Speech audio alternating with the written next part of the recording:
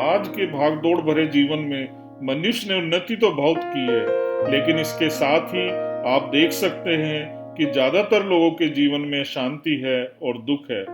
हम में से अधिकतर लोगों के जीवन में आनंद नहीं है। आप अपने चारों ओर देख सकते हैं कि बहुत से लोग अपने जीवन में, अपने कार्य क्षेत्र में बहुत बड़े बड़े पदों पर हैं, लेकिन वो भी अक्सर उदास दिखाई पड़ते हैं। दोस्तों, प्रश्न उठता है कि मनुष्य के जीवन में इतनी अशांति क्यों है? जीवन में शांति कैसे आए और इसके लिए क्या किया जाए?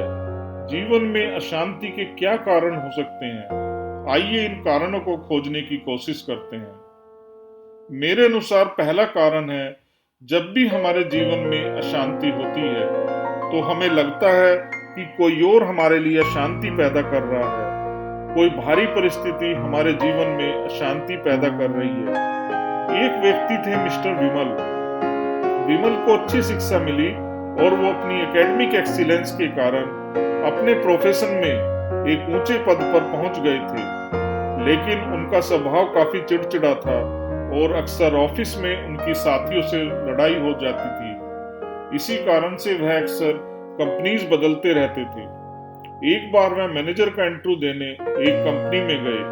कंपनी के सीईओ के सामने जब वह इंटरव्यू के लिए गए तो सीईओ ने उनसे कहा कि आपको हमारे यहाँ बहुत सारे लोगों से काम कराना है, तो आप यह बताएं कि आप जिस लास्ट कंपनी में थे उस कंपनी के लोग कैसे थे? मिस्टर विमल ने कहा कि ये कैसा प्रश्न है, इसका जॉब से क्या संबंध? सीईओ ने कहा, इस प्रश्न का आंसर जाने बिना इंटरव्यू में मेरे लिए आगे बढ़ना संभव होगा। तब मिस्टर विमल ने जवाब दिया, सर आप उनका नाम भी मेरे सामने मत लीजिए। बहुत ही दुष्ट लोग थे, हमेशा मेरे से लड़ते थे। उन सब के कारण ही मैं यहाँ आने को मजबूर हुआ हूँ। अगर मुझे भविष्य में मौका हाथ लगा तो मैं उन सबको ठीक कर दूंगा। यह सुनकर सीईओ ने कहा, हमारी कंपनी में उनसे भी ज्यादा खराब लोग हैं। मेरा 30 साल का अनुभव है, आप कहीं और जॉब तलाश करें। यहाँ के लोग तो इतने खराब हैं कि आपको यहाँ 1 महीना भी रहने नहीं देंगे। फिर कुछ समय बाद दूसरा और आखिरी कैंडिडेट सीईओ के सामने इंटरव्यू के लिए आया। सीईओ ने उससे भी वही क्वेश्चन पूछा कि ये बताइए, जिस कंपनी को आप छोड़कर आते हैं उसके लोग कैसे थे? इस पर उस व्यक्ति ने कहा, सर उस कंपनी के लोग बहुत ही अच्छे थे। अब भी मुझे उनकी याद आती है तो आंखों से आंसू आ जाते हैं। किसी मजबूरीवश मुझे उस शहर और उस कंपनी को छोड़कर आना पड़ा। इतना सुनकर कंपनी के सीईओ ने कहा, आओ तुम्हारा इस कंपनी में स्वागत है मित्र। मेरा 30 साल का अनुभव है, यहाँ के लोग वहां से भी अच्छे हैं। दोस्तों, इस कहानी से मैं यह बताना चाहता हूँ कि दूसरों के प्रति, समाज के प्रति जैसा हमारा दृष्टिकोण होता है वैसा ही हम सबको देखते हैं। अशांति दूर करने के लिए आप अपने चारों तरफ के लोगों और परिस्थितियों को बदलने में अपना समय लगा देते हैं, लेकिन अपने को बदलने की कभी नहीं सोचते। अपना जीवन के प्रति नजरिया बदलने की तरफ आपका ध्यान कभी भी नहीं जाता। इसी बात को बढ़ाते हुए हम ये कह सकते हैं कि ये आपका अपने जीवन के प्रति नजरिया, दृष्टिकोण है जो आपको अशांत करता है। वास्तव में जीवन को देखने के 2 तरीके होते हैं। जीवन को देखने का पहला तरीका है, जो भी हमारे पास होता है उसी में आनंदित होना। इसका मतलब हमारी बहुत ज्यादा इच्छाएं नहीं है और हमारा अपनी इच्छाओं पर नियंत्रण है, लेकिन इसके साथ ही हम जीवन में आगे बढ़ने के लिए अपना कर्म करते जाते हैं। इसका मतलब ये भी हुआ कि हम प्रेजेंट में, वर्तमान में जीते हैं और जीवन के हर पल को एंजॉय करते हैं। ऐसे ही व्यक्ति के जीवन में हमेशा शांति होती है।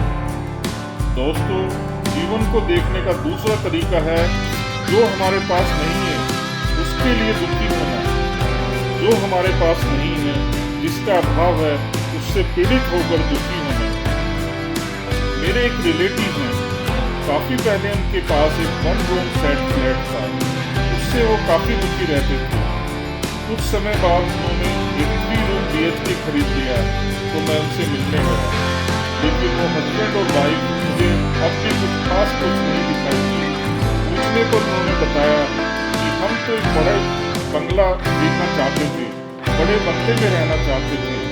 2 से 3 साल में एक नया बंगला खरीद लेंगे, तभी जाकर हमें खुशी मिलेगी। मैंने उनसे कहा, अगर आप अभी इस घर में खुश नहीं हैं, तो मुझे नहीं लगता कि आप उस बड़े बंगले में भी खुश होंगे। और हुआ भी है। जब 3 साल बाद उन्होंने एक बड़ा बंगला खरीदा और उसमें रहने लगे, और मैं उनसे मिला तो वहाँ भी वो लोग खुश नहीं थे। अब उनकी कुछ और ख्वाहिशें, कुछ और इच्छाएं दूसरी चीजों के लिए बढ़ गई। मेरे एक और रिलेटिव हैं जो दिल्ली एनसीआर में ही कंपनी के मिले छोटे से घर में रहते हैं।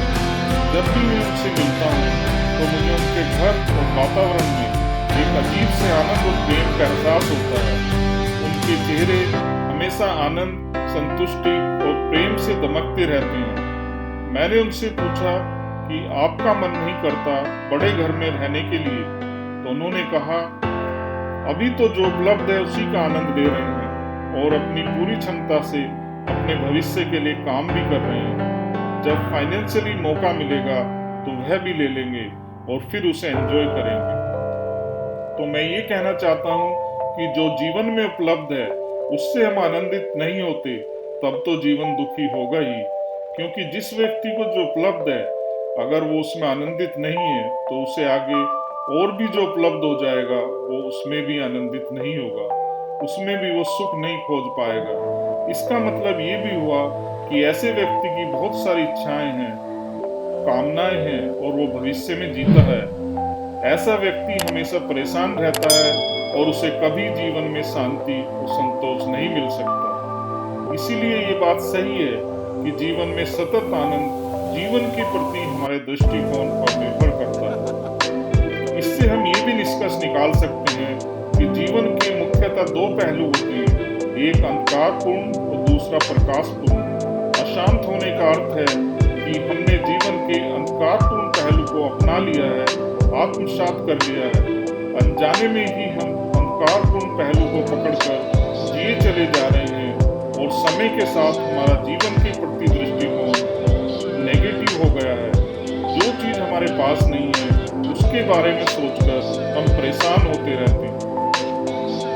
दोस्तों, जीवन में अशांति का दूसरा कारण मेरे अनुसार है हमारी तुलना करने की आदत। स्पर्धा पढ़ाई में, वर्क प्लेस में और इवन जब हम घर में होते हैं तो आसपास के लोगों से अपनी तुलना करते हैं कि उस आदमी के पास तो ये है, मेरे पास नहीं है। हमारा पूरा जीवन समाज से कंपटीशन करने में ही निकल जाता है। हम सोचते हैं कि हम दूसरों जैसे हो जाएं, फलां की तरह सक्सेसफुल बन जाएं, लेकिन अक्सर ऐसा नहीं होता और हम जीवन के आनंद से वंचित रह जाते हैं। दोस्तों, तो ये 2 कारण रहे जीवन में शांति के। अब हम आते हैं रेमेडी पार्ट पर कि जीवन में शांति कैसे आए, इसके क्या उपाय हो सकते हैं। पहला सॉल्यूशन मेरे अनुसार ये है कि हमें ये समझने की जरूरत है कि कोई और हमें शांत नहीं कर रहा। हमें अपने व्यक्तित्व को ठीक करने की जरूरत है, हमें अपने अंदर झांकने की जरूरत है। दूसरा सॉल्यूशन ये है कि हमें जीवन के प्रकाशपूर्ण पहलू को देखना होगा। जो चीज हमारे पास है उसी में संतुष्टि रखनी होगी, उसी में आनंदित होना होगा और जीवन के प्रति पॉजिटिव एटीट्यूड रखना होगा। जो चीज हमारे पास नहीं है उसके बारे में सोचकर हमें परेशान होने की जरूरत नहीं है, बस अपना कर्म करते जाना है। तीसरा सॉल्यूशन ये है कि हमें दूसरे लोगों से अपनी तुलना नहीं करनी है, हमें समाज से कंपटीशन नहीं करना है। इसके लिए हमें अपना मूल स्वभाव पहचानना होगा, क्योंकि अगर हमारा मूल स्वभाव उन लोगों से अलग है जिनसे हम कंपटीशन कर रहे हैं तो हम दुखी होंगे ही और अशांत होंगे, क्योंकि हर व्यक्ति का मूल स्वभाव अलग होता है। हम दूसरों जैसे नहीं हो सकते। जैसे कि आज तक राम एक ही हुए हैं, कोई दूसरे राम नहीं हुए। सबका मूल स्वभाव डिफरेंट होता है। आप अपने आप में अनूठे हैं और आप जैसा कोई दूसरा नहीं हो सकता।